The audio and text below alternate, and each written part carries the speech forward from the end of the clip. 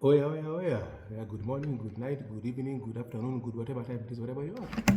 So, let's do this. Let's do this. Welcome back to Humanitarian Chronicles.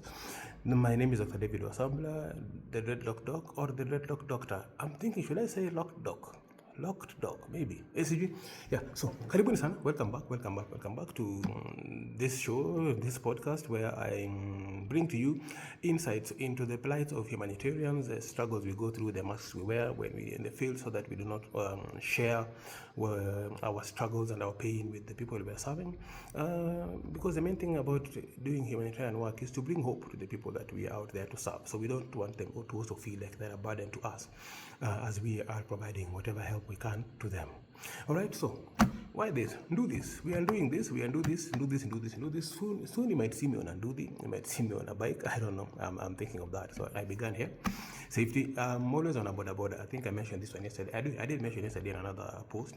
Very regularly on a border. Actually, in the next 40 minutes or so, I'll be taking off to NTSA again to try and get my driving license renewed. I was there yesterday. And unfortunately, yeah, we sat there and we were told, oh, sorry guys, the system is down everywhere, so please go home and come back another day. Come back another day, come back on Monday. Monday, that's next week. Next week, it's not like we just sit at home waiting to go to NTSA or go to government offices to look for things. So I'm thinking, let me go in today and see if the system is up so that I can do my biometrics and move on to the next thing. I mean, life is moving. Some of us have reached 20 years. Plus 31 years of experience, so we life is moving very fast. I met one of my cousins. Met one of my cousins yesterday. He's much older than I am. And so he asked me, he was like, hey, boss, how old are you now? I told him I'm 51. He's like, what? 51? 51? You when did you become 51? This is very wrong. And then his humor, I think, is darker than mine, probably because he's older. Oh no, because he's been on this earth for a long time, longer than I have been. And he was like, no. It's time for some of us people to leave so that you people have space to continue living. I told him, no, just stick around, bro, stick around. Anyway, yeah, and then he told me these beards are too long, that I should shave them. But I told him, first of all, he can use his clothes. Second of all, the moment I shave the beards, then there will be imbalance on the head. I might fall over this way, I might fall over that way, I might fall over this way. Because there's no weight now holding it down. That's my theory. You get your own.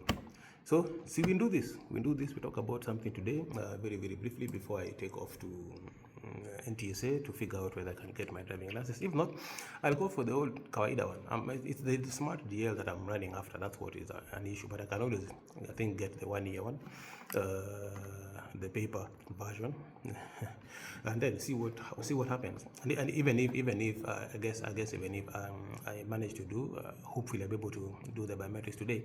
I might still want to get that because now I cannot drive. My license expired about 2 months ago, and I don't drive with an expired license ever, unless I don't know. When I know, my conscience does not allow me to do that. So why do I have this, by the way? You might be asking, why do I have this? I think I've mentioned very few times that I'm actually a biker. I'm trained, I am able to ride. I actually trained, I was self-trained, let me say, to some extent, trained by colleagues a bit, and then I trained myself more in Moyale 2004 to 2007. While I was there, what other options did I have? Either walk around or call a taxi to move around within Moyale. I mean, Moyale is not that big, but there are places that you can't just go on foot. So the options of getting a taxi or using the hospital vehicle or using the ambulance. Ambulance, of course, out. So that's one. I think I only drove the ambulance once or twice. I was dropping a patient. The hospital driver was away on a mission in the hospital vehicle, so I had to drive some patients pick patients from home, bring them to hospital. I think at one point there was a patient who was being discharged but was not able to walk, didn't have a wheelchair, of course. Even if they had a wheelchair, they would not have been able to go home being pushed in the wheelchair, so I drove them home. And then and then using the hospital vehicle or vehicles was also not the best. So it was easier to use a motorbike. And yeah, there was a motorbike that had been delivered. It had been under procurement for a long time. It came, but the time it came, everybody else had their motorbike. So basically, it was just parked. And we agreed, yeah, listen, Doctor, you can be using this. I need to move around, especially like going to see patients, going to buy drugs. Sometimes I would need to go rush and go buy drugs myself as the acting district medical officer of health. And yeah, so I would just take the bike and ride. So I've been riding since 2004 when I learned in Moyale. Then, of course, I didn't get my driving license then. I don't know why I didn't do that. I think I was just so busy, just surviving in Moyale. So later I got my driving license, properly, of course, correctly. And yeah, so I'm a rider. What I said is I'm a rider without a ride, so I'm an R. So maybe R for Rasta. Cool. So helmet aside. Yes, stay there with me, stay with me. That's my alien friend. Yeah, so today I want to talk about some of the experiences that I had in Moyale. In South Sudan. Let's talk about South Sudan today. In Moyale will come another day.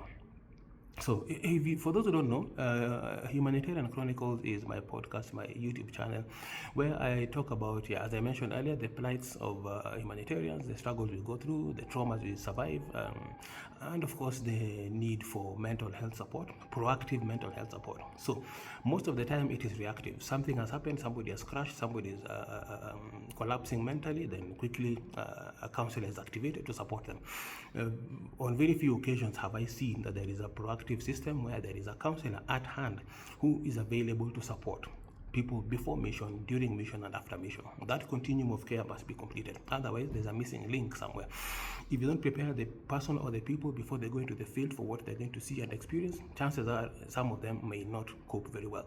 If there is no support during the response, during the mission, during service provision, then of course, chances are by the time the person is coming out, they're so traumatized and they had no outlet that it becomes difficult for them to cope after that. Of course, when there is no support post-deployment, kind of like debriefing, mental health debriefing, then that also poses a challenge, because one has gone in, carried extra trauma on top of whatever they've had in their life, come out with it, and then they have nothing to do. I mean, they have nowhere to vent it out, nowhere to drop it, nowhere to speak it out. Then, of course, what happens is it accumulates on top of every other trauma that they have. The next time they go into another mission, they go and collect more. Each mission you go, there is a new set of trauma that you pick. I don't know whether that's just me. Okay, let me say each mission I go, there is a new set of trauma that I pick. I do not know about other people. So that is why we will be doing interviews very soon once I'm able to access a podcast room that I have. I've done the training, qualified, done all the forms. I'm just waiting to be for that to be confirmed. So so once that is set up, then I'm going to be, as I've mentioned in a few other posts, I will be having interviews with colleagues in the medical field, outside of the medical field, military, and mostly ladies, as I said, mostly ladies, so that we also shed the light on what it is and that ladies go through when they're in the mission field, and also so that people know that actually we do have many women, many strong women out there who are supporting in mission fields and doing amazing work. Some are very senior, some are mid-level managers, but yeah, they're amazing, and they've gone through things. There's one who has a story, I won't tell it now, has a story about a kidnapping, and of course they kidnapped a lady, and other colleagues were kidnapped and taken to a camp, the rebels camp somewhere in one of these countries that we worked in. And of course, so she was like, you know what, if they are going to SA us, I think that guy looks cute enough. I'm okay with him saying me. You know, that's what she told me was a thought process. Stuff like that hopefully will be on the show, so that you're able to actually get into the mind of a humanitarian. That's going to be kind of like the tagline: from the mind of a humanitarian, from the heart of a humanitarian, what it is that we actually feel, what it is we actually go through real time as things are evolving. And of course, my third book, which I kicked off but is currently on pause due to a number of factors, My third book is basically going to be on the actual real day-to-day experiences of humanitarians, raw as possible, with as much information as possible on exactly what we go through, sometimes how we cope, sometimes how we don't cope, sometimes how we need to be supported in coping, and what happens around that sphere. So we'll be having that very, very soon. Let's go back to South Sudan. So this one time we traveled to one of the field sites. We were taking over some locations from one organization which whose funding had run out, so we were the ones who were taking over those locations, 2 counties in South Sudan, towards in the north, yes. So we arrived in the afternoon, doing our things, settling in, and of course in South Sudan, many of the places out there in the field, the houses are tukuls. So a tukul basically is a mud thatched, a mud house with a glass thatched roof. And I think if you've read my book, then you've seen some of the photos of tukuls, and of course the doors are very low. And imagine these are people who are predominantly very tall. They were even low for me. I'm 174. I'm 1 meter 74 centimeters, and I had to literally bend 90 degrees to go into a tukul, because the door is low, and then the roof comes, and a candle is over the door, so the door is here, and the roof is slanting overhead. So you have to go under that to enter the house. I don't know why what that design was. I don't know why, and I also forgot to ask. So yeah, you would see those photos in the book. You're asking which book? Which book is it? Broken Souls, Humanitarians. Broken Souls, Chronicles of a Humanitarian Health Worker. Humanitarian Chronicles of a who worker? Yes, Broken Souls, Chronicles of a Humanitarian Health Worker. So I am the humanitarian health worker. Those are my chronicles, and of course stories of other people. Yeah, Broken Souls basically because we are always broken, we're always breaking, we're always on the verge of completely collapsing due to the trauma that we carry, the PTSD. And yeah, so there's a half dead flower on the cover of the book, which is basically we are always just on the brink, and we need someone to bring us back. Hence the conclusion of the book that says, listen, we need proactive mental health support. There's a wonderful counselor, psychologist who has contributed to that, and actually given her opinion, expert opinion. My opinion is anecdotal, I would say, to an extent. I am trained I have psychology training, I have counseling training, post-graduation, of course, as a medical doctor, that was part of the training. And then, of course, I have experience, 22 years in the medical field, 13 years in the international humanitarian field, and I've been a mental health advocate for a long time. I've been an advocate for people with disabilities for a long time. So, yes, I've been having all these fights up and down to see how we are able to provide not just equal but equitable services to everybody that we serve.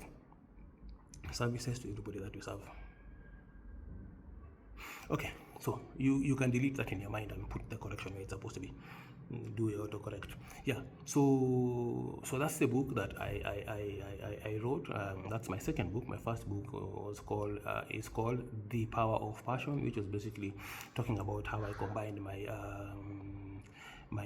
skills as a medical doctor and my talent as a stand-up comedian and actor to raise awareness on newborn mortality and morbidity, meaning newborn deaths and illnesses, specifically in the maternity or in the newborn units, where there is need for additional warmth just after the baby is born, so that they are able to cope with the environment. And many babies suffer from hypothermia, hence then pneumonia, and a lot of them die because of that, or basically get out of hospitals with complications from hypothermia and pneumonia, because their bodies are not able to regulate their own heat within the first few minutes after birth, and especially those who are born prematurely. So having a space heater is a very simple thing that makes a huge difference. And if you are keen, you will see that in every newborn unit or a newborn ICU, NICU, you will find space heaters. In the theater, you will find space heaters. In the delivery room, you should find, if they're available, you should find space heaters. So when the baby is born, they're put next to it, they get a bit of warmth, then they are wrapped up, swaddled, and given back to the mother. Yeah, and life continues. So that's the idea. That's what I was doing with the power of passion, talking about how I did that and how it's very possible to actually combine your talent and your skills, academic skills, and what it is that you do in life on a day-to-day basis to change lives, to make a difference around the world. The organization, the charitable organization I founded and was running that time was called Cheka Mtoi Aishi, Laugh and Save a Baby. Back to South Sudan. So this place we've gone to, this time I think we were in Mayom. We got to Mayom and as I said, we were settling into the apartments, into the tukul. So each tukul had 2 beds, so we would share a tukul, 2 people per tukul. So this, everybody had gone to their tukuls, we'd set our bags, we'd set everything away, and we were sitting, 3 of us, in this one tukul, just discussing what would happen next, because the doctor who was supposed to come and like talk to us and give us the handing over notes and take us through the facilities and introduce us to the authorities was still at work in the hospital. So we were waiting for him in the guest house, not guest house, but in the compound where there was an office and guest houses, which of course all tukuls, all even the office space was tukul, the dining space was tukuls.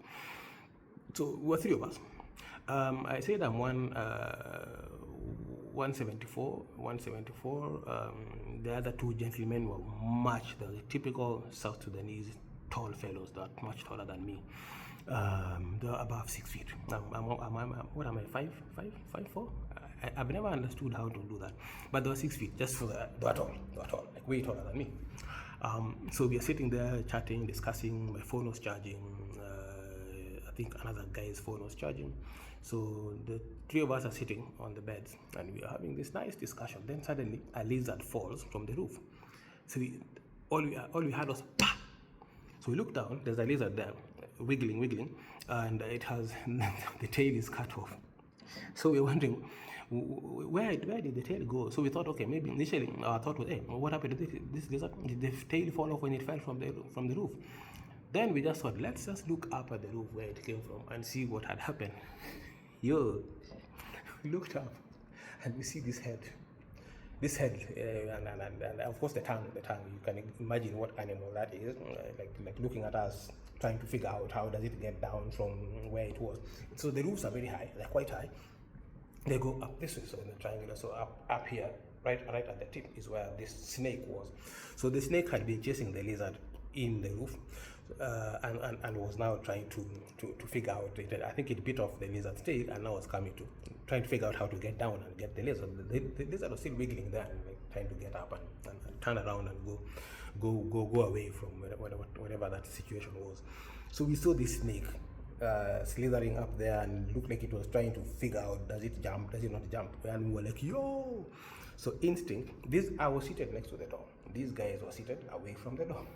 Somehow, the moment we realized it's a snake, I don't know how, but they overtook me and got out of the tukul. They literally bent, and so you can imagine they're taller than me. I had to bend 90 degrees. Surprised they were bending even more.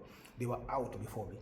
I also went out, but then I was telling people I was so burnt out by that time. I think I had done 12 weeks in South Sudan before going home. Usually it was 9 weeks maximum, then you go home and take a break over like 1 or 2 weeks. So I had done 13 weeks before I went home. I wasn't able to get a replacement to cover me during that time. And I was burnt out. I was so tired. So my brain was like, come on, we need to come back and take a photo of this, take a full video of this snake so that I can prove to the donor that actually we need to do some renovations in the houses. I'll tell you what the renovations were. Very simple renovations, but they had been denied. So I went back and somehow got my phone from the charger, picked it, recorded the snake as it was still trying to make its way and figure out. I think it didn't want to jump down or whatever snakes do when they come from a higher level. But it was getting longer and longer because it was really trying to figure out how does it get down to this lizard to come and look for it. So I could see. So I was recording the snake, taking care, like zooming in, zooming out. Then I went out. The guys were like, "What are you doing?" I'm like, "No, I need to document this." Because when we had, we were told one of the challenges with those accommodations out there, those rooms, was that the donor had refused to support very simple modifications. So it's a grass thatched roof. Snakes are always snakes, rodents and stuff like that, lizards and the like. They're always slithering in there and doing their stuff. So the request had been, and you'll see in my book, I don't have a copy. I ran out of copies. The other copies I had were bought the other day. I'm printing some more. Hopefully I should have a few copies by this evening. Yeah, so we're just requesting to have a tarpaulin lined right under the grass, so that when snakes come in and something like that, should they fall, they just slide along the tarpaulin and out of the tuku. That was as simple as that. And the donor had refused to provide that money. I don't know why, but also, again, most of the people who were giving the money were not traveling to the field and experiencing these things. So I was taking this to document so that we can go back and prove that there is an issue that we need to solve. And it worked, because when we went back, that was the first part of my report. I'm like, yes, we've done this, we've supervised this location, we've taken over. However, there's this challenge with the tukuls. We need your support to urgently buy tarpaulin and line like a ceiling, line the roof on the inside so that we have protection. Here is a video. There was a snake that almost fell on us. If the tarpaulin was there would have been no such risk, and that's what people have been doing for a long time. It worked. So we rushed out, and of course the security guys were there, the cleaners in that compound. They're like, hey, what's happening? They're like, snake. They're like, so what? Yeah, they're like, so what's the problem? We're like, no, you have to kill the snake. So these are the two guys that come from other parts of South Sudan. They're not from this part of South Sudan where we were in. So of course, apparently, culturally, a snake is good luck. It indicates you'll have a visitor. So when you have a snake in the house, just let it be. We were like, no, we do not want visitors. We do not want. So take it out as in kill it, or take it wherever you want to take it. So this guard was like, oh man, you guys are dumbasses. I think he took a spear. He had a spear, went and stabbed it or poked it or whatever you do, and poked it and came out with it, and the snake was there, like dying on the spear, and he was like, yeah, this one. We're like, yeah, take it away. So anyway, he killed it, took it away, and he wasn't happy. Even the cleaners were not happy that we killed that snake. No, that was a good omen. We were like, no omens, no omen. Omen, yes, omen of snake in house for we cool. So, yeah. So the doctor comes back later. The guy who was supposed to hand over to us came back later. So we're like, yeah, hey, dude, can you imagine there was a snake in the tuku? It almost fell on us, and these guys killed it, and they didn't want to kill it. And he was like, what color was the snake? That was his only question. What color was the snake? We're like, it was brown, brown with spots. He's like, that's not so bad. That's the kind of snake that if it bites you, you won't die immediately. We're like, huh? But you'll still die. Yeah. He's like, yeah, you'll die, but you won't die immediately. So that's not a bad one. And probably die like in 3, 4, 5, 6 hours, in a lot of pain, but you won't die immediately. But at night, there are snakes, there are black snakes that if those bite you, don't even bother going to hospital. You will die in 2 minutes. So just lie down and die. That was the conversation. I'm like, bro, what? Please repeat that again for my eyes, because I can't see your sound well. He was like, yeah, the black one. So then he said, yeah, you need to make sure when you're getting up at night, like going to the loo or whatever it is, check your shoes. Have a torch, check your shoes. Do not just put on your shoes, because they come in and coil and chilling there, and then you just go. But anyway, that's something I used to do every time because of scorpion bites, that are very common. I've been lucky. I think I've just been lucky with some of this thing. I think the only thing that ever messed me up, it wasn't painful, it was just disgusting, was I found I put on a pair of boots in Sierra Leone, in Liberia, I remember, and there was a slug that had slid in there the night before. So I'm feeling this thing squishy. I'm like, what the hell? So I thought maybe there's a leaf or something, and I took off my shoe, and half a slug is on my sock, and another half a slug is probably inside there. So I was like, got salt, filled the boot with salt, shook it so it can dry off, put my toes in salt, socks thrown away, and it was quite messy. It was yucky, very disgusting. So I've heard of people who have slid their toes, feet into their shoe and got stung by scorpions, and of course I'm told the pain is 24 to 48 hours of excruciating pain, regardless of what painkillers you use. It enters your system and has to get out of your system by itself. You can't control it and you can't help it. I don't know, maybe there's something that helps with scorpion venom on that pain. That's what I've been told by people who say they experienced it. So I always check, even today, and I'm in Nairobi, wherever I am, in Nairobi, in Ukraine, in the UK, any place I've always been, before I put on my shoes, even if I come into your house and I came with my shoes and nothing happened, you'll always notice if you pay attention. I'll take my shoes, tip them, make sure there's nothing, and put them on. So yeah, so the girl was like, yeah, make sure that you check your shoes. Do not, before you step on the ground, check the ground, check the floor. Not even the shoes, check the floor first. Because if that black snake bites you, just lie down. 2 minutes, you're dead. Bro. And that was the time I was taking a lot. I was drinking so much water. I would train every day. Even when there was no gym, I would just run around the compound for like a whole hour. The guards were quite surprised because they were seeing this guy running around at 5 in the morning, and it's quite hot, even at 5 in the morning, very hot. And they're like, hey, what's up with this dude, man? I'm like, dude, I'm releasing stress, man. Leave me alone. I know what I'm doing. So the thing is, with that, I used to drink a lot of water. I was I don't know if you can say I was overhydrating, but I was hydrating quite well. The problem is, at night I would pee a lot, so I'd have to go out and in and out and in and out and in and out quite often in the night. I don't know why. I think my kidneys are small or something. I'm not synthesizing well enough. And at night I would drink more. I don't know why I used to drink more in the evening, and then I would struggle in the night. So every 2 hours I was getting out to go and pee. And I think, is doctor okay? Is he sick? And they couldn't ask me in the night, of course. So they waited in the morning. They asked my colleague, is doctor okay? Is he sick? He was walking up and down in the night, going to the loo. And maybe they thought I was a night runner or a night walker. Anyway, I drink a lot of water. So they realized that over the next couple of days, I would keep doing in and out. They're like, okay, cool. Yeah, it's the water coming out. But so that was scary because I now, with all this in and out, I had to make sure I check the floor. But now the thing is, the floor is okay. You check the floor, you put on your shoes, they're okay, you walk out, and you're walking in the grass, going to the latrine. Now, what do you do then? What do you do? Anyway, just hope nothing bites you so you don't have to lie on the ground and die in 2 minutes. So that was fun. The same place. I remember there were trees lining around the compound, and I'd noticed on day one that there were eagles, especially in the morning, and lunchtime. So lunchtime, we had lunch in the place. So I noticed these eagles on top of the trees, huge eagles perched on top of the trees, and I was like, hey guys, we have security here. We have like airborne security. Look at those guys over there. They're like, yeah, you security. Those are thieves. I'm like, what? Those are thieves. So apparently these eagles had, I don't know how they decided to train and discuss among themselves the best food they wanted. So they like chapati, meat, of course, meat, chicken, anything, protein, meat, so beef, mutton or whatever, chicken, fish, I don't know, guaranteed. All meat was good. They needed meat.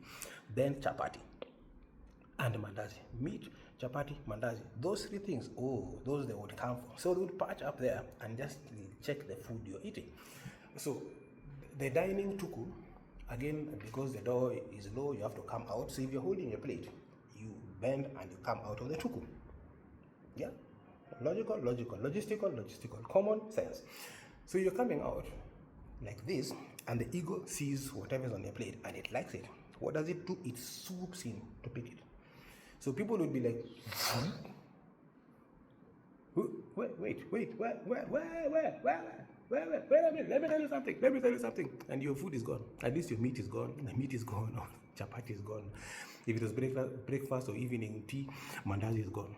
So they had learned now what to do. So you come out and you're covered with a second plate, or you put your hand like this and you bend and you come out so they don't see, and you run to your tukul or whatever.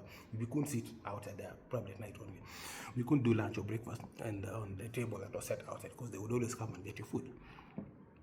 So the guy was like, no, those are thieves. Those are robbers. Those are robbers, armed robbers. They literally come and rob you with their arms, or rob you out of your arms.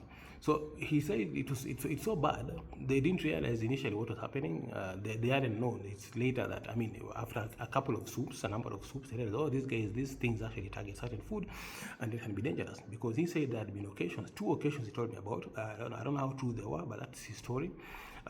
In that same area, not the same location, the same compound, but in another compound, he said those. In their compound, it happened once. Another compound, another incident happened. So in their compound, somebody lost half the ear in the initial days before they realized what the eagles were doing. So the guy was coming out with meat on his plate and I think other food. So he bent. As he's coming out, of course you're bent, so you're not looking. Of course, why would you look around? He didn't even know. They didn't even know that these eagles actually target food. So he was bending, coming, and the eagle swooped in, and one of its claws caught part of his ear as it was coming to pick, and went with the ear and the food.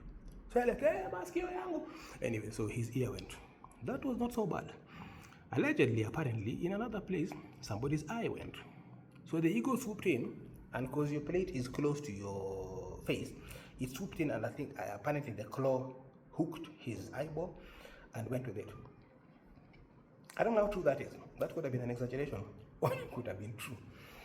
But yeah, apparently that's what happened. So he told us, be very careful, always have a second plate, cover your food and walk out with it. If it's morning or afternoon when they're still around, go to your room and eat there. Or Yeah, otherwise chances are they take your food. If it's like vegetable and ugali, they don't even bother. They don't even bother apparently. So that was the interesting thing about Mayo. One other place we went to where the showers, again it's in the book, at the back of the book there are some photos, open air showers. It's just iron sheet, mabati, that's it. And the shower, outside, there's no roof.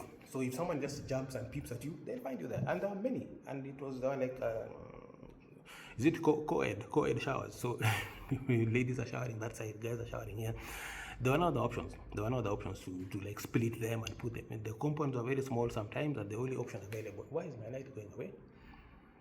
It's adjusting. Okay, I think I'd moved. Yeah, so the compounds are very small, so you used whatever space you could find. So yeah, apparently, yeah, that was the only way they could do. That was not our compound, though, in one of the other compounds in other locations. Again, there are photos in the book. Which book, you ask? Broken Souls Chronicles of a Humanitarian Health Worker. That's the book that I wrote recently. Big book, 414 pages, biggish. Yeah, apparently, I didn't know I was writing that much. It took me 7 months to write. And maybe pain comes with stories. Somebody asked me, well, how did the book start? It came out of my pain, came out of my struggle, came out of my trauma. We had been bombed the whole night in Odessa, Ukraine. So I just woke up and I'm like, you know what? They began bombing, I think, 9 p.m. Rockets were coming in, missiles were blasting. We were near the Odessa port. And ballistics dropping, and of course drones are coming in, the counter hit, and drones are coming in and hitting. At least not us, but the city had really been ravaged that night.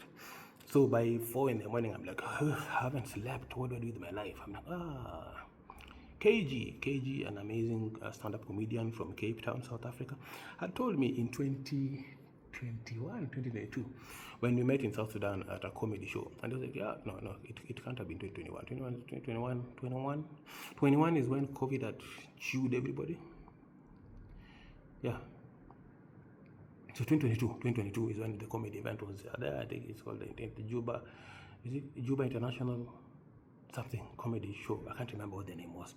So I was performing on day 2. He was performing both days. He was the main act. So before, and Cage is amazing, down to earth, an amazing guy, hilarious, like crazy funny. He's a celeb in his own right, like in many rights. He's like he's huge. I mean, figuratively and literally. You'll see him, find him on Instagram or on social media. But Cage he's an awesome guy. So I was like, yo, dude, big dog, you need to write your story. Because he was asking me what I'm doing in South Sudan. Because we met at the comedy show. I'm like, yeah, I'm a comedian, I'm an actor, TV actor, showed him some videos. Like, okay, but what are you doing in South Sudan at the moment? I'm like, yeah, I'm a medical doctor and humanitarian. He's like, what the? You're a doctor, medical doctor, and humanitarian? All those years of experience, and you still act? I'm like, yes, they're all my talents and my skills and my abilities, so I do them. Wait, why is my hairline looking weird? Is it okay? This side, Jose utakuja uunde hiki tu, but you keep on doing this, alafu inakani kama nilikuwa nimeka hivi ama nimeka hivi. Anyway, that's beside the point. So KJ was like, dude, you need to write your story. I'm like, I have a book. He was like, no. The power of passion is about your work and creating awareness. At that time, for babies in Kenya, you've now been traveling around the world. Because after I wrote The Power of Passion, I released it when I was in West Africa doing Ebola response. So there was not much about Ebola response in The Power of Passion. After that, I didn't write a book, of course. So after I did West Africa for 3 years, and by the time I was meeting KG, it was already 4-5 years of my being in South Sudan. So yeah, he was like, hey dude, you need to write a story about your humanitarian experiences. I'm like, yeah, actually that's true, I will one day. So it took me 2 years after that. So 2023 in October, when I was now in Odessa, is when we were being hit the whole night. And I said, you know what, I'll take KG's advice. Let me write this story. At least let me start this story. If I don't make it out, somebody may find my laptop and pick up and continue the story and put notes down on what happens in the field so that people understand. I'm glad, I'm lucky, I'm privileged that I was able to finish it off. What time is it? Wow, I need to start going to NTSA. Lucky that I finished the book eventually, and yeah, so last year, 2025, the book was out. And here we are now trying to push it out into as many hands as possible so that as many people know what happens to us, with us, and can help us be advocates for mental health, help me be advocates for mental health, help us get proactive mental health support. And as I keep saying, if I'm lucky and I have money soon, I will go and do a master's in mental health in emergency settings, so that I probably will be the change I want to see. I'll probably set up something or start working on something so that, yeah, we support each other, we help each other. We always forget each other, we always forget ourselves. So then we don't have systems that are supportive of us to help us get out of these quagmires and these dark places. That's it for today. I need to go. Sorry, I hope to be able to do a longer one in the next couple of days. Tomorrow might be busy, Sunday will be busy, Monday I'll be traveling. Monday I'll be in the middle of travel, so I might not post. I might post another one maybe Tuesday-ish. We'll see. In a different undisclosed location, but we will see. Well, ladies and gentlemen, thank you very much for being with me. Thank you very much for allowing me to share, to talk your ears off with these stories of humanitarians, my experiences and those of others. Humanitarian Chronicles on YouTube continues to share these stories, and of course, as I said, we plan to have interviews with more people. It won't just be humanitarians purely. It's going to be basically, I think they're bringing people who are just helping, even emergency responders within Kenya or other places who are not necessarily humanitarians but are emergency responders, to come and tell us, because these things cut across, mental health issues cut across, and we need to deal with them. And at the moment, we are not doing anything adequately enough, so we will need to figure that out. Hopefully we will work it out in the near future. Quick reminder, the book Broken Souls Chronicles of a Humanitarian Health Worker is available at the Bookworm Gigiri Courtyard, at Kibanga Books, at Noria Bookstore, on Amazon.com and Kobo.com. Those are the current outlets, and we will be hoping to expand to other outlets in the near future. I'll let you know when we have a book reading, book signing, or a launch. I will let you know. And yeah, comedy. We have a show tomorrow. Let me actually check that out so that I give you the exact information. With Punchline Comedy Club Nairobi, there's a show that's going to run tomorrow at Wasp and Sprout in Loresho. It's called Girls Aloud. We have Kangai. Okay, let me see the names I remember. Yeah, so we have Shiro Mwangi, we have Priscilla Lorraine, we have Kangai, and we have Kanyisa Bunu from all the way from South Africa. So we are international. Shiro Mwangi, of course, is Kenyan. Priscilla Lorraine, of course, is Kenyan. Kangai, very Kenyan, and we have Kanyisa Bunu from South Africa. So these are the 4 ladies that are going to be performing tomorrow for women's night special, Women's Month. If you can see that, I don't know if you can see that. Oh, you cannot see that. The light is horrible. I'm sorry. Anyway, check it on Instagram. Go to Punchline Comedy Club Nairobi on Instagram. Check them out. Yeah. So show is tomorrow. Loresho, Wasp and Sprout. At the Wasp and Sprout, tickets are 1,500 per person. Then we have the Wednesday shows, the open mic shows, which are free of charge. Entry is free of charge. So come. You don't have to worry about any cost apart from when you eat and you drink. That's fee. That's not free. Laughter, entry, free. That is at 2 Grapes Wine and Friends in Kilimani on George Padmore Road. Karibuni sana. Come, let us have together. I might not be on the show on stage next week. The next 2 weeks I probably will not be on stage because I'll be away, but we'll see how it goes, and we'll catch up with you. Karibu sana, see you there. Yeah, let's keep an eye out for each other. Let's help each other, and let us support each other mentally and in any other way that is possible. Have a wonderful day. Thank you very much. Let's do this. Kwaherini sana.